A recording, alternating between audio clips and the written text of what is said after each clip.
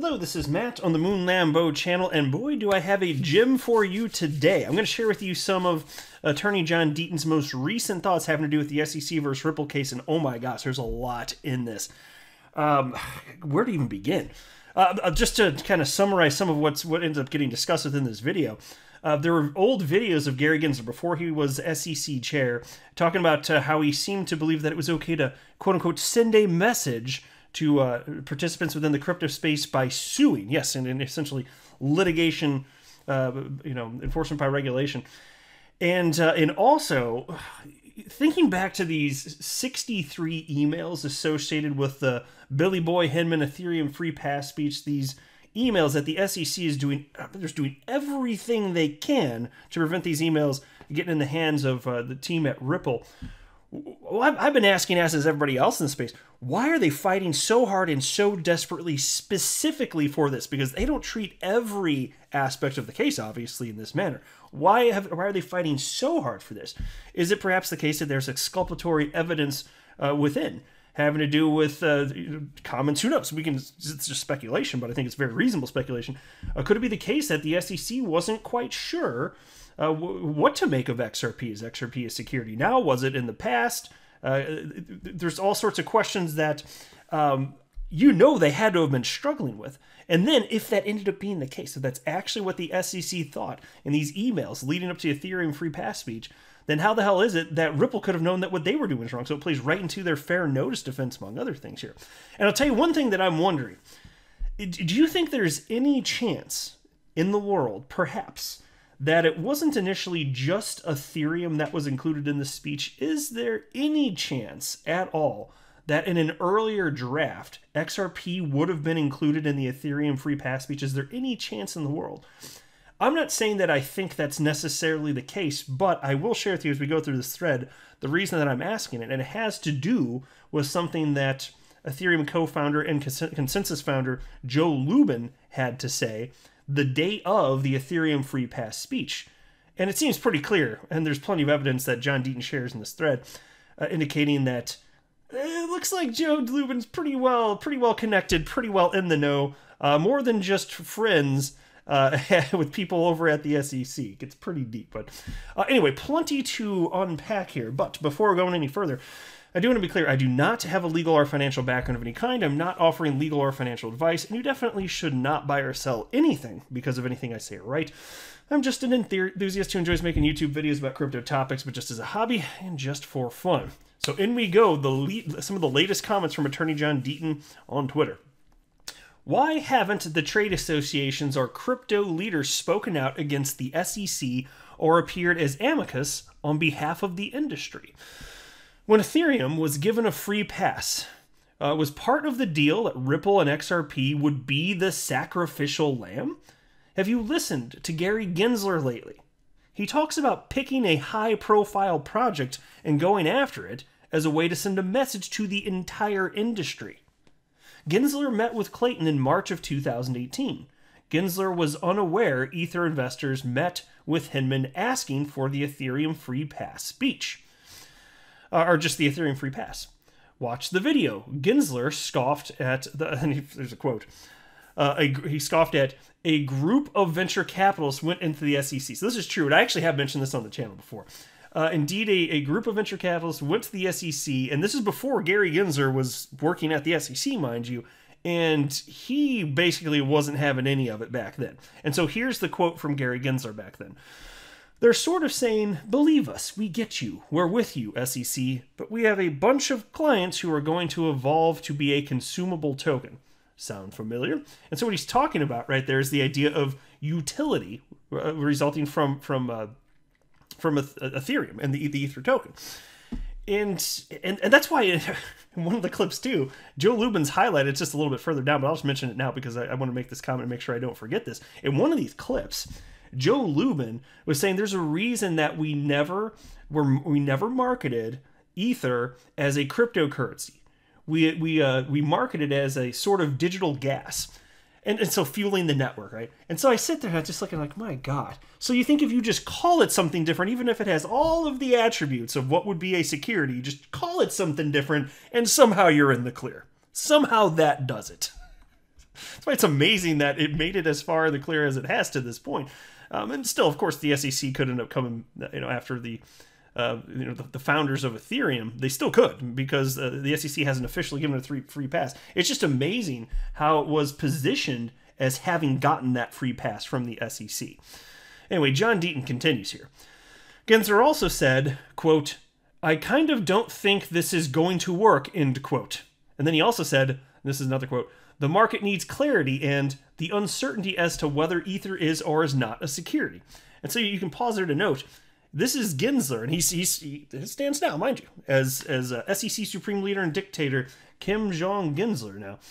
He insists that there's nothing but sufficient clarity in the space. But then you go back to him from a few years ago, and he's saying things like the market needs clarity. He literally said, in fact, he even said that explicitly about XRP. Explicitly about XRP. Anyway, John Deaton continues.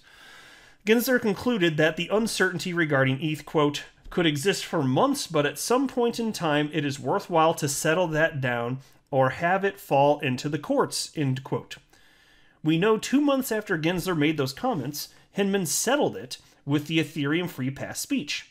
On May 12, 2018, Joseph Lubin said the following. "We need mechanisms to allow for fundraising and token sales despite the fear, uncertainty, and doubt you've heard over these many months. We are making great strides in helping the people that make those decisions understand," end quote.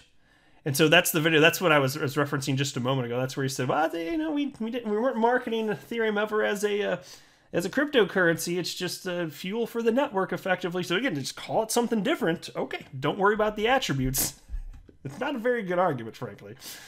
But anyway, the video was 1 month, where he was saying that video was 1 month before the Hinman speech. And on May 21st, 2018, Tom Lee, who's at Fundstrat, and he's also an ex-JP Morgan guy, he makes an elliptical comment that the SEC will declare Ethereum not a security, causing a confused CNBC host to ask for him to explain. How did he know? Did he see a draft? And it is amazing how all these people, they all seem to know each other, they all seem to know what's going on and what's about to happen surrounding Ethereum. Isn't that a bit curious? John continues. Tom Lee is a former JP Morgan executive, and we know that JP Morgan has been with Lubin and Ethereum from the beginning.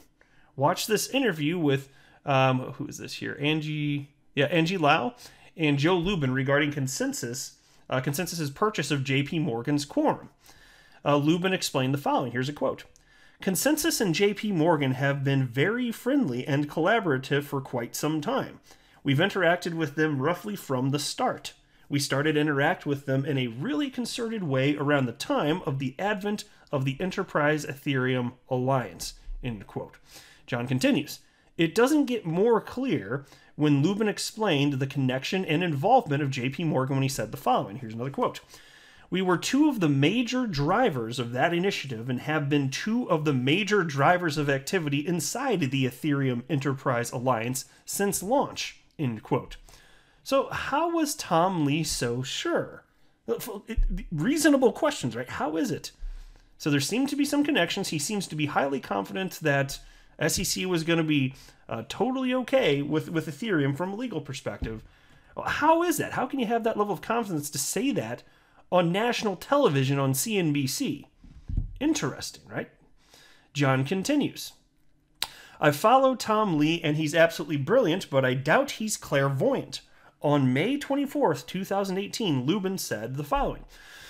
We are able to issue tokens that are not securities, and describes apparent details of the Hinman speech almost a month before it is made." So, folks, there's a reason that so many people in our community are speculating that Joe Lubin knew what the contents of that speech would be.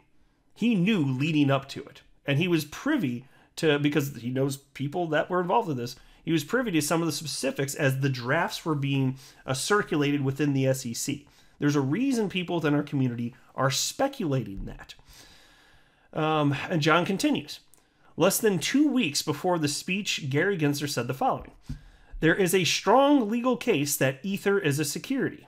They were careful, they were clever, but they still, I think, were a duck and waddles and quacks like a duck, end quote. So there you go. So this goes back to what I was saying a minute ago, where Joe Lubin's like, well, no, we're just not going to call our security a cryptocurrency. We're calling it fuel, right? That's the strategy there. And Gary Gensler's pointing out something which, frankly, it is reasonable. If it still has all of the attributes, in this case, Gary Gensler says, if it walks like a duck, waddles like a duck, quacks like a duck, all that crap, well, what is it then? Not a security? It doesn't make functional sense. That's what he said. And so he was happy to share his opinion back then, before he was SEC chair, but now not willing to talk about it, which is interesting. Does he still feel the same way? Does he still feel that there's not sufficient clarity? Well, we know he says that there is sufficient clarity now that he's here. So what the hell changed? Nothing. That's why it's so disturbing, right? John continues. On June 5th, 2018, Mike Novogratz, with whom Vitalik Buterin arranged a purchase of 500,000 Ethereum tokens for speculation purposes in 2015, said the following. I bet dimes to donuts, that's the quote, bet dimes to donuts, that the SEC will say that Ether probably was a security, but it isn't anymore. That was 9 days before the speech. Folks, what did Bill Hinman ultimately say? It was something to the effect of setting aside any sort of sales back, so on and so forth, so referencing effectively the ICO. Setting that aside, we don't see any sort of common enterprise, any sort of core entity surrounding the Ethereum ecosystem. And so I still want to know why he was okay with setting that aside. But Novogratz here, ahead of the speech, effectively said the same thing. So how could he know that? Well, go a little bit further. You'll see why. It's because everything's so incestuous. All these people know one another. Check this out as we go further. You'll see what I'm talking about. Like Tom Lee, did Novogratz see a draft of the speech in advance? If he or Tom Lee hadn't seen a draft, were they informed what Hinman was going to say or not say by someone with knowledge? What about Lubin? Do we think he may have shared some inside info he was learning? Mike Novogratz admitted as much on July 17th, 2018. He explained Lubin was a college roommate of his and is, quote, a wonderful source to me, and we collaborate, end quote. So think about this. 9 days ahead of the speech, apparently Mike Novogratz is clairvoyant too, and he can see all of this. And he just happens to have been college buddies with Joe Lubin. He's got all of this information here. Like, there's a reason that the XRP people in the XRP community are just like our brains have exploded like infinity number of times, basically uncovering all of this stuff. And that's why it gets to the point where it's just like offensive when some people, like, despite all the research, all the facts that we put out here, when some people still call this just conspiracy theory stuff. I'm saying, like, God, we're just talking about facts here. And yes, fine, there's some speculation associated with that, but the speculation, it's based on verified facts. And it's not wild stuff here. It's not wild. In fact, the most wild stuff is the verifiable facts. That stuff's more wild, I would argue anyway. John Deaton continues. So he added that, and this is from Novogratz, talking to enough people in the ecosystem who are talking to the regulators every day. Boom, right there. So who would that be? Well, Joe Lubin sure as hell is talking to the regulators, SEC. He's a person within the ecosystem. Well, how about that?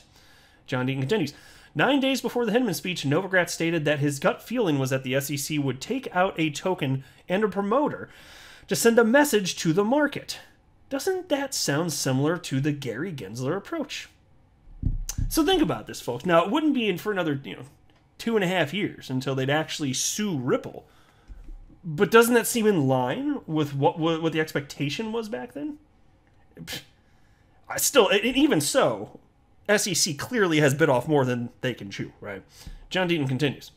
At the same time, Mike also explained how he shorted XRP after seeing a spot on CNBC explain how to purchase. I'm not making any accusations, but I am suggesting that several people need to be asked relevant questions. 6 days before the speech, on June 8th, 2018, Joseph Lubin said the following. We certainly need bodies like the SEC to scare many projects straight. That's the quote, folks. The SEC needs to scare projects straight. Because he knew that Ethereum would be the chosen one by the SEC. despite the fact that it was the first ICO ever clearly in violation of securities laws. Clearly. It's just offensive, like the audacity of this man. To just like, oh, I'm in, just close the door behind me, the rest of you, everybody else in crypto, yeah, you're all screwed. That's basically it. The audacity of this man. No. John continues. From 2018 until present day, Lubin has been the SEC's biggest cheerleader, including disagreeing with Hester Peirce's criticism of the SEC. On June 14th, 2018, shortly after Hinman's speech, Lubin appeared on the same stage with Josh Consting. He claims he, quote, wasn't able to read through Bill's entire speech, end quote, but asks if Hinman, quote, spoke about XRP at all, end quote. Josh says he didn't, and Lubin replies, quote, that's interesting. So this is why I was kind of wondering, like, I would love to see how the versions of this speech ultimately evolve. How is it the case that Joe Lubin, he's sitting there on stage, and he said again, wasn't able to read through Bill's entire speech? How did you have a printed copy of Bill's speech before he gave it anyway? What? Can we just not gloss over that first? You know what I'm saying? How the hell did you even have a copy? You didn't get to read all. Was there anything about XRP? You knew that there was nothing about XRP in it. And so I'm thinking that he did that just to be like, just pointing out, oh, XRP's not included. Well, that's interesting because it's a security. That's what he's trying to get at, presumably, right? Either that, or if he's genuinely curious, is it because XRP was included in an earlier version of the draft? Well, I'm not speculating that's the case. I'd actually be very surprised if that's the case. But you gotta wonder, what the hell is going through Lubin's mind there? John continues. 6 days after Hinman's speech, Tim Draper told Gensler bankers are panicking right now about crypto's disruptive potential and predicts legacy finance players will sue, exert media pressure, and leverage regulators to try to slow its progress. Draper literally called it. Yeah, then that's what has happened to this point. John continues. On June 26, 2018, Brad Garlinghouse noted that Coinbase announced 2 days before the Hinman speech that it was listing Ethereum Classic. Now, Brian Armstrong, of course, he's the CEO founder of Coinbase, Brian Armstrong isn't known for his boldness versus regulators. Why was he, like Novogratz and Tom Lee, so confident in an Ethereum-free pass? But isn't the timing of that a bit strange? These are reasonable questions based off known facts. Doesn't that seem peculiar? I think it's fair to ask. It's perfectly fair to ask. John continues. 2 weeks after the speech, a jubilant Lubin tells Dominic Chu that he believes competitor Ripple is massively overvalued. Oh, man. Talk about pot calling the kettle black. You know what I'm saying? Like, what? Ethereum, look, I am not anti-Ethereum. Ethereum is the first cryptocurrency I ever purchased. I still hold it. That was back in November of 2017. But it's just rich seeing, like, Ethereum, like, at least to this point, it doesn't even scale. And then he's got, again, the audacity to say what he's saying about Ripple and XRP specifically. So I don't know what all of his motives are, but it seems to me to be completely ridiculous. An XRP functionally used in enterprise-grade software today. How about that? Anyway, John Deaton continues. 2 months after the speech, Lubin said Clayton, quote, indicated they wouldn't be grandfathering anybody in, end quote. And that also, here's another quote from Lubin, the securities law issues are pretty close to resolved. And here's another quote, I think there are going to be some bad times for projects going forward. How about that? What do you think he knows, folks? Lubin said his thesis is that the SEC doesn't want to kill blockchain, in that it will do so entirely through positive statements about Bitcoin and Ethereum only. So, folks, why do you think I think Joe Lubin's so thrilled to say all these great things about the SEC? Oh, SEC's fantastic. They're absolutely nailing it. Why is that?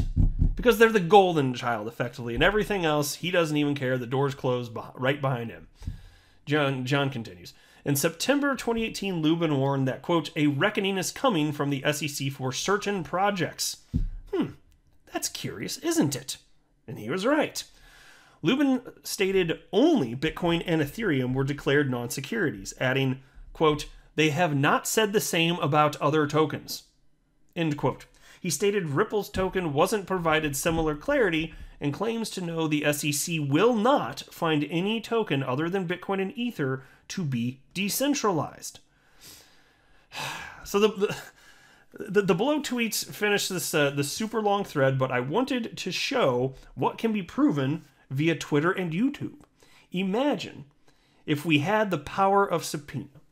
We could check wallet addresses, bank records, emails, calendars, notes from meetings, trades, digital asset holdings, etc. And it is amazing how much has been dug up just by the XRP community, just everyday people, just like me and you, everybody, just everyday humans, digging up all sorts of facts.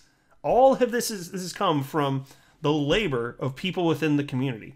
And so John Deaton's point isn't lost to me. Imagine if there were the power of subpoena, what might actually be uncovered.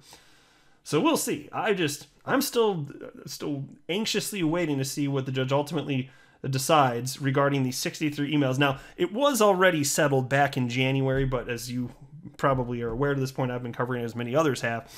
The SEC is basically re-arguing their case, which they're not even supposed to do. They've like broken the local rules of the court, apparently, in going about this way that they have, but they're trying to get the judge to rethink whether or not to allow these 63 emails to get into the hands of Ripple. And again, it's just so desperate. What is in there? And the judge knows. The judge definitely knows because there was an in-camera review, so which means an in-person review of what's in this. So I would not be the least bit surprised if it's exculpatory and just ruins the SEC's case because they are so desperate to hide all of this. But I'd probably be willing to settle just for that. Because if it has what we suspect may very well be in there, that's all we need, frankly. And yes, the rest of the stuff, I'm not saying that there shouldn't be independent investigations, but at least for the purposes of getting this thing tied up in a nice little bow here, settling the SEC versus Ripple case, that might be sufficient, frankly. John Deaton, golf clap for Mr. Attorney John Deaton, knocking it out of the park as usual. I'll go ahead and wrap up there, though. I am not a financial advisor. You should not buy or sell anything because of anything that I say or write. That would be a very, very, very bad idea. Until next time, to the moon, Lambo.